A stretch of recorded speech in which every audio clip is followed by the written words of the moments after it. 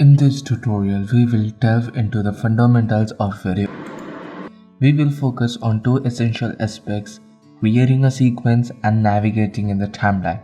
By end of this tutorial, you will have a clear understanding of how to set up your sequence, import media, and organize your timeline efficiently.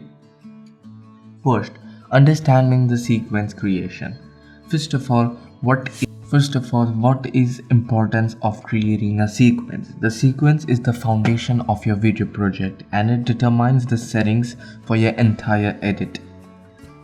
Now, exploring the option to create a sequence manually by going to New and then selecting End Sequence. Now, what is the drawback of manual sequence creation? Manual input of settings can be tedious, especially when working with various types of footage. So, what is the recommended method? Drag and drop. Drop media to create a sequence. Simply dragging and dropping your media into the editing software will automatically generate a sequence that matches the settings of the media clip. This method saves time and ensures that all clips within the sequence share the same settings, ideal for footage shot with the same camera and settings. Once the sequence is created, it is important to assign it a relevant name for easy identification and organization. Now, understanding the timeline.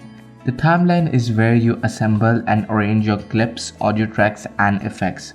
Different layers on timeline allow for separate control of video and audio elements. Exploring the different views and audio tracks available in the timeline. Now, how to import clips onto the timeline. Placing your clips onto the timeline is as simple as dragging and dropping them from the media bin. Each new clip is added to the timeline, allowing you to stack and arrange the clip in the desired folder.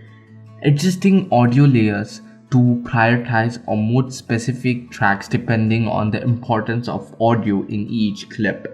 Using the trimming tool, cut down clips and select the desired starting and end points for a smoother playback. Last but not least, customizing sequence settings. Exploring the sequence settings option and its significance in adapting the project to different requirements.